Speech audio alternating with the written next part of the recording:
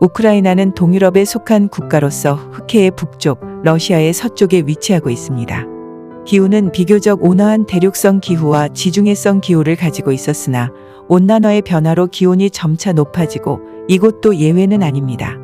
석유, 석탄, 철광석, 천연가스 등 풍부한 천연자원 등을 보유하고 있으며 우크라이나의 경지율은 약 70%에 이르고 있어 겨울밀, 옥수수, 보리, 사탕무, 해바라기, 포도재배, 가축사양 등을 하고 있다. 우크라이나의 역사는 슬라브족의 역사와 함께 시작되었고 중세기에는 키예프 공국으로 유럽에서 가장 강력하고 큰 나라였으나 12세기의 분열과 폴란드, 리투아니아 등의 지배를 받았다. 1922년에 소비에트 연방에 강제 합병되었다가 1991년 독립과 2005년에 오렌지 혁명을 통해 국민들의 국가에 대한 자부심과 언론의 자유와 종교의 자유로 정치적 장치를 활성화시켰다. 하지만 2010년의 선거 이후 정치적 부패의 뿌리는 국가의 성장을 방해받고 있었다. 주 언어로는 우크라이나어, 러시아어, 크리미어, 타타르어를 사용하고 있다. 국민의 대다수가 러시아와 우크라이나 정교회를 믿고 있으며 다른 종교단체는 어느 정도 제재를 받지만 은사주의 교회의 관계전도, 지도자 훈련, 교회 개척 등에 집중하면서 교회가 눈에 띄게 성장하고 있는 가운데 2022년 2월 24일 예기치 않던 러시아의 폭격으로 전쟁이 시작되어 8개월을 넘기고 있다.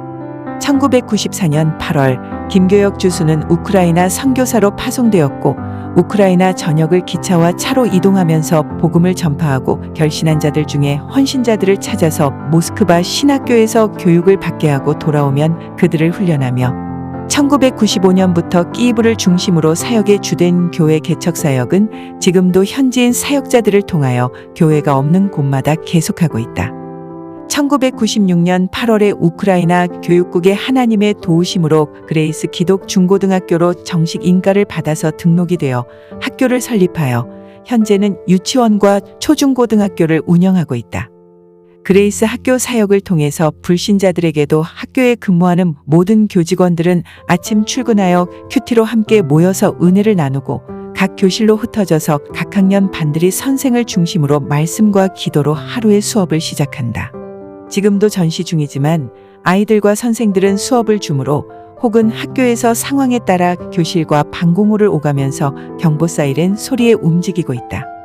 이렇게 말씀 가운데 역사하시는 하나님께서 불신자들이 변화되어 개인적으로 하나님을 만나고 결신하는 간증과 졸업하여 나간 학생들이 30, 40대가 되어 개인적으로 하나님을 만나서 감사의 인사를 하러 학교에 오는 학생들을 볼 때면 주님의 하시는 일들로 보람도 느끼고 하나님께 영광과 감사를 올려드립니다. 장로교단이 없던 우크라이나 종교국에 2003년 은혜장로교단이라는 이름으로 종교국에 정식으로 장로교단이 등록되었고 2005년에는 하베스트 바이블 컬리지라는 이름으로 교단 신학교로 등록되었습니다. 신학교는 3년제로 신입생은 누구를 막론하고 약 8개월 동안 선교센터가 있는 신학교에서 합숙 영성훈련을 받고 시작이 됩니다. 하지만 2017년부터는 봄, 가을로 약 3개월씩 합숙하며 영성훈련을 받고 수시 입학을 하고 있으며 2, 3학년은 연장교육 방식으로 2개월에 한 번씩 일주일 동안 집중 강의와 수강을 하고 특강이 있습니다. 현재 15기생을 모집하고 있으며 2022년 팬데믹 상황에서도 신학교와 모든 사역들을 계속 이어가게 하셨었는데 지금은 전쟁 중이라서 보류하고 있는 상태입니다. 그리고 마약 알코올 중독자를 위한 재활원이 우크라이나 5개 도시에서 운영되고 있습니다. 재활원들을 통해서 사회에서 외면당하고 상처받은 자들이 주님의 은혜로 주님을 영접하고 변화되어서 곳곳마다 귀한 사역들을 감당하는 목사들로서 귀한 영향력을 미치고 있습니다. 그리고 고아원으로 출발했으나 현재는 모자원으로 미혼모들과 과부들을 섬기는 사역으로 하나님께서는 인도하셔서 사역자들을 통해 운영되고 있습니다. 또한 무슬림을 위한 따따른 민족 복음화와 흑해 연안에 있는 나라들의 복음화를 위한 헌신된 학생들을 훈련하는 사역들을 맡겨주셔서 지난 29년 정말 자격도 없고 부족한 저희를 이름도 생소한 외지의 땅 우크라이나로 보내셨습니다. 처음에는 많은 것들이 부족했고 실수도 많았지만 부족함에도 실수투성임에도 하나님께서는 긍정적인 눈과 생각을 주셨고 주님께서 친히 일하시고 인도하시고 감당하게 하셨습니다. 그리고 시간이 지남에 따라 조금은, 아주 조금은 주님의 인도하심 가운데 하나님께서 우크라이나로 보내셨다는 것을 깨닫게 하셨습니다. 정말 주위에 또 환경이 손에는 가진 것은 아무것도 없었는데 뒤를 돌아보면 사역이 열리고 열매들이 있었습니다. 그렇게 이끌어 가시는 상황들을 보게 하시면서 믿음과 확신을 주셨고 사람들이 아닌 하나님만 바라보게 하셨습니다. 그렇다고 어려움 없던 것은 아닙니다. 하나님께서는 환경과 좋지 않은 상황에서도 어려움을 뛰어넘어 긍정적인 생각을 주셨고 강권적으로 인도하시고 이루어 가셨습니다. 힘들고 어려움을 통해서 주님이 살아서 역사하심을 보게 하셨고 그때마다 많은 것을 깨닫게 되었고 하나님의 심정을 조금이나마 깨닫고 하나님께서 주시는 비전을 보게 되었습니다. 아무것도 가진 것이 없는 가운데 열매를 맺게 하시는 사역은 어느덧 29년이라는 세월이 지나가고 있습니다. 뒤돌아보면 한순간도 주님의 간섭하심이 없는 순간이 없었던 것을 고백하게 됩니다. 저희가 한 것은 아무것도 없고 그 많은 어려운 순간들마다 하나님이 계셨고 친히 일하시고 계셨습니다.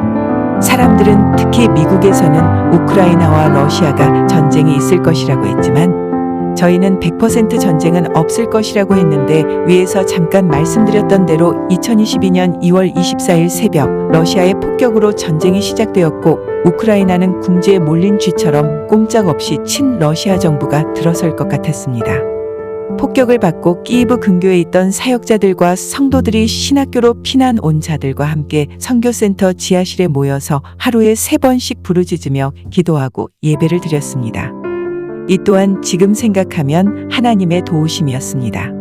저희들이 구약에 나오는 말씀처럼 말씀을 붙잡고 하나님께 전쟁을 맡겨드리고 러시아 군들이 서로 아군이 적군으로 보이게 해달라고 모든 무기들은 사용할 수 없도록 해달라고 함께 기도했던 내용대로 하나님께서 인도하셨습니다. 그러면서 우크라이나 젤렌스키 대통령도 대국민 담화를 통해서 국민들에게 뭉쳐서 싸울 것을 호소하기 시작했습니다. 그때부터 러시아 군대를 몰아내기 시작했고 많은 사람들은 이웃나라들로 피난길에 올랐습니다. 많은 우크라이나 베스카도르들과 우리 교단 성도들이 폴란드로 피난을 가서 우리 교단 목사를 필요로 해서 적합한 사역자를 폴란드로 선교사로 파송하게 되었습니다. 그때 마침 사람들을 태우고 난민들을 위한 음식을 준비하고 식료품을 나누는 데 사용하던 차가 망가져서 본 교회에다가 지원을 요청해서 차를 구입할 헌금을 독일로 보내줘서 독일로 차를 구입하러 가는데 그 당시 아주 잠깐 우크라이나 법에서 세금 없이 자동차를 들여오게 했습니다. 하나님께서는 모든 시간을 맞추셔서 자동차도 좋은 가격에 17인승 버스를 주셨습니다. 우크라이나에서 폴란드로 보낸 선교사를 통해서 폴란드 현지인 목사들을 만나게 하셨습니다.